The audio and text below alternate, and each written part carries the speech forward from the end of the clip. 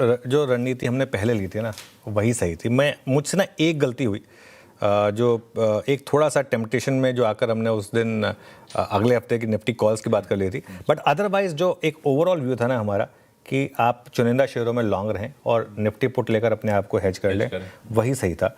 और फिलहाल के लिए ना निफ्टी या बैंक निफ्टी का टेम्पटेशन छोड़ दें, कुछ नहीं होने वाला है इसमें। क्योंकि क्या होगा ना, इसमें आप लकी रहे तो एक आध दिन आपका अच्छा ट्रेड बैठ जाएगा, अगर आप गलत पड़े ना बहुत पैसा जाएगा जेब से, बहुत पैसा।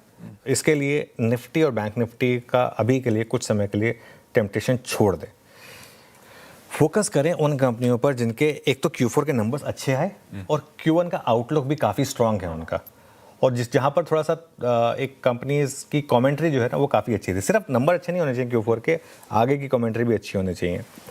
जैसे कि मैं आपको 2 एग्जांपल दे रहा हूँ, कुछ मिड कैप IT कंपनीज जिनके नंबर्स बहुत शानदार आए और जिन्होंने आउटलुक भी अच्छा दिया, और कैपिटल मार्केट से जुड़ी हुई कंपनीज जिनके नंबर्स भी अच्छे आए और जिनकी कमेंट्री भी काफ़ी स्ट्रांग रही। वो 2 स्पेसेस हो जाएंगी जहाँ पर आप फोकस कर सकते हैं। कुछ समय के लिए SBI से दूर रहें। SBI पिछले कई सालों से हमारा सबसे फेवरेट स्टॉक रहा है, लेकिन जिस तरीके के SBI के नंबर्स आए हैं, अब आप मान के चलें कि इसका कुछ समय के लिए एक पीक बन चुका है। जो इसका 1235 का हाई था ना, अब वो कुछ समय के लिए आप भूल जाएं उसको।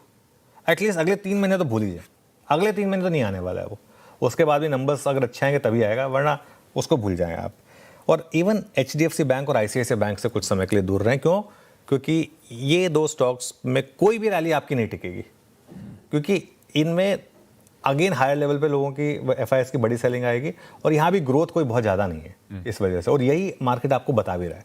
तो आपको मौके ढूंढने होंगे आउटसाइड, मैं तो कहता हूँ mid small cap, micro cap, even कुछ SMEs में अब अच्छे मौके आ गए हैं जो पिछले 2-3 साल के पेन के बाद मार्केट में जिस तरीके से निकल कर आए हैं।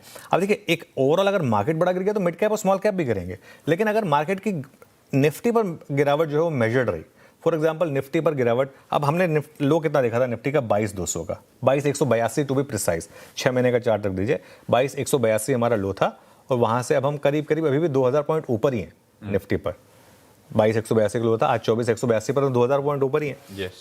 यहाँ से अगर और 400-500 पॉइंट तक की निफ्टी की गिरावट है तो मिड कैप आउट परफॉर्म करेंगे। लेकिन अगर एक मार्केट में रिस्क वापस ओपन होता है कि हम वापस उस लेवल पर आ जाएंगे जो मेरा बेस व्यू नहीं है, तो in that case mid cap और स्मॉल कैप की रैली पे भी रिस्क आएगा। लेकिन फिर भी मिड कैप और स्मॉल कैप कहीं बेहतर है इस एनवायरनमेंट में, क्योंकि एक तो उनकी अर्निंग्स अच्छी आ रही हैं और दूसरा वहाँ FI सेलिंग का रिस्क नहीं है। मेन चीज़ ये है, बॉटम लाइन ये है, इस थीम को पकड़ लीजिए अब आप, कि कुछ समय तक लार्ज कैप में इंडेक्स लेवल पे पैसा नहीं बनेगा शायद आपका।